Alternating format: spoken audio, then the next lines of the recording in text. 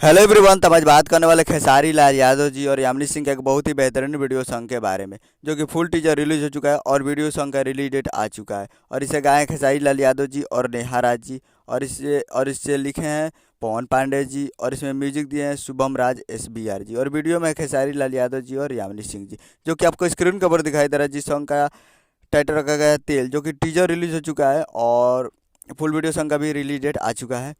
और तो full teaser जाकर आप देख सकते हैं सारेगामा भोजपुरी यूट्यूब चैनल पे।